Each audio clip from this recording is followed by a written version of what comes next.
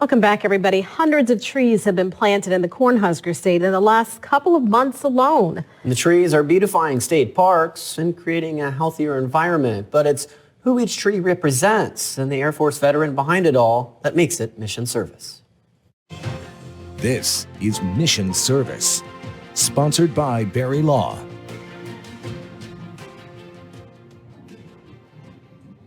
Not an hour a day goes by that I don't think about it. Tom Wood is talking about his son Eddie, who lost his life in Afghanistan in 2010. We spoke with Tom then, who remembered dropping his son off at the airport the last time he would see him. And of course, I hugged him, and I kissed him, and I told him I loved him, thank God.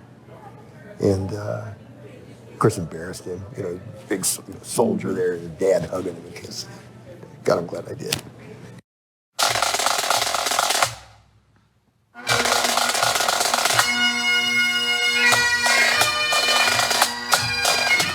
The community came together to honor Eddie's life. But now, Eddie and thousands of veterans who made the ultimate sacrifice will always be remembered.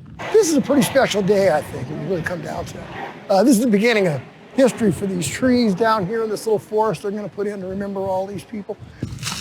On October 3rd, 175 trees were planted at NP Dodge Park, increasing the coverage of the Nebraska Memorial Forest. Literally, you can see, this is a mini forest.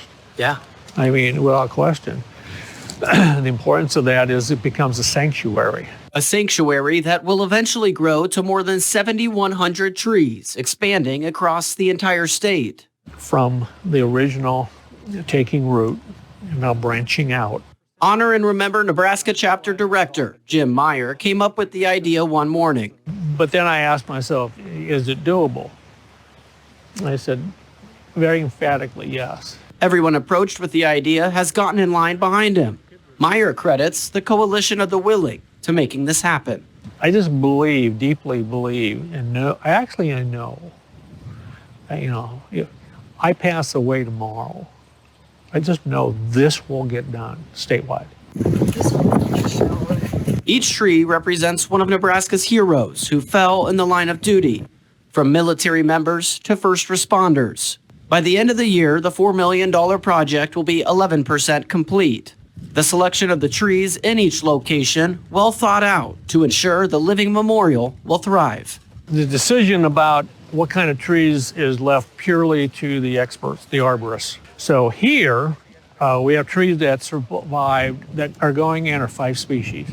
They all survived the flood of 2010. The sites will include a wall with the list of names of each fallen hero represented, and will eventually have a GPS setup, marking each individual tree with the name of a fallen hero so they can be easily located by families. I just think it's worthy. That's all. Some things in life are worth doing. It matters. It matters to these families. Every tree planted has a story. But before the day is over, I will touch every one of them. Stories like Eddie Wood's that should never go forgotten. Eventually the memories will fade with his family someday. There's, plenty of World War I, World War II vets that their names aren't remembered.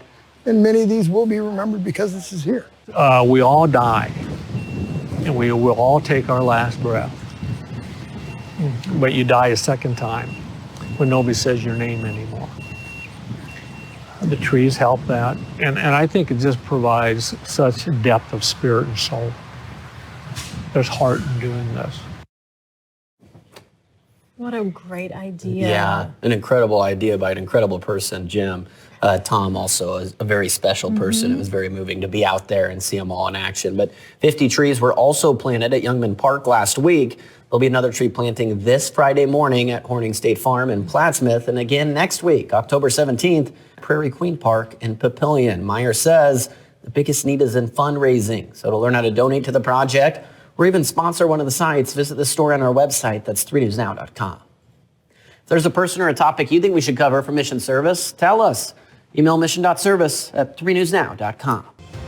This is Mission Service, sponsored by Barry Law.